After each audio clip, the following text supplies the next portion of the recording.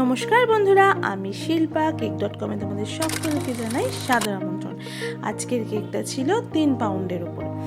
আর এখানে যেহেতু এই কেকটা সেট করা বাড়ি থেকে পসিবল নয়, সেহেতু আমি ভেন্যুতে গিয়েই সেট করেছিলাম। তো এখানে কাটিংটা শুধুই দেখালাম, ক্রাম কোড তো আগের অন্যান্য ভিডিওতে তোমাদের দেখিয়েছি।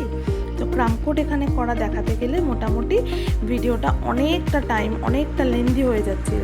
অতক্ষণ দেখার মতো কারোরই ধৈর্য নেই, সেই জন্য আমি কেটে যতটা কম করা যায় ততটা কম দেখালাম। এখানে আমি ডিপ পিঙ্ক আর ইয়েলো দিয়ে এই কালারের এফেক্টটা এনেছি। তোমরা চাইলে অন্যান্য কালারও ইউজ করতে পারো। এরপরে তোমাদের শুধু আমি দেখাবো যে কিভাবে কালারটা আমি জাস্ট এনেছি আর সাইডটা কিভাবে ডেকোরেশন করেছি। বেশি বড় করতে গেলে তো সমস্যা হয়ে যায় না, ওই জন্য আমি যতটা পারা যায় কেটে একটা ঠিকঠাক পরিমাপে ভিডিওটাকে আনার চেষ্টা করেছি। তো তোমরা দেখে জানিও কেকটা তোমাদের কাছে কেমন লেগেছে। হ্যাঁ, এই কেকটা দেখে অনেকেরই পছন্দ হয়েছে, যার জন্য অনেকেই তাদের বার্থডেতে আমার কাছে এরকম টাইপেরই কেক অর্ডার করেছে। তো আমার তো খুব ভালো লাগলো যে একটা কেক বানিয়ে যদি একটা ভালো রেসপন্স আসে, তার মতো কি আর আনন্দের অন্য কিছু হতে পারে বলো। এইবার এখানেও দেখো আমি একটু সিলভার কালারের ফুসফুস দিয়ে নিচ্ছি। তো এটা দেওয়ার কারণ হচ্ছে এটা একটা এফেক্টটা খুব সুন্দর আসে, দেখতে একটু গ্লসি আসে, পার্টি ব্যাপার আসে। যেমন দেখবে আমরা মেকআপ করার সময় যেমন একটু আই শ্যাডো দিলে ব্যাপারটা একটু অন্যরকম হয়ে যায়, এটাও সেরকম। তো আমি এটা ভেন্যুতে গিয়েই ডেকোরেশন করেছিলাম। অ্যাকচুয়ালি ওখানে আমার ইনভিটেশনও ছিল, তার সাথে কাজটাও ছিল।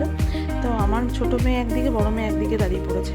আমি যত বলছি সুজি সরে যাও, ও তো সরবে না, ও দেখবো কাছ থেকে দেখবে। যেহেতু সব জায়গায় ভেন্যু ডেকোরেশনে আমি আর ওর বাবা যাই, ওরা তো কেউ যায় না। এখানে যেহেতু ইনভিটেশন ছিল, সেহেতু এই সুযোগটা ওরাও সদ্ব্যবহার করে নিল। তো বাদ বাকি সবাইও দেখছে, একটা ছোট্ট আঙুল এসে কেক একটু চেটে নিল ফুটে।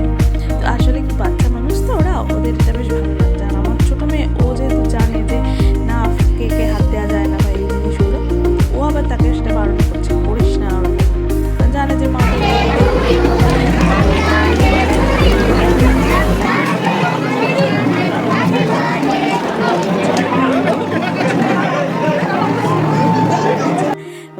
অবশ্যই আমাকে জানিও যে কেকের ভিডিওটা তোমাদের কেমন লেগেছে।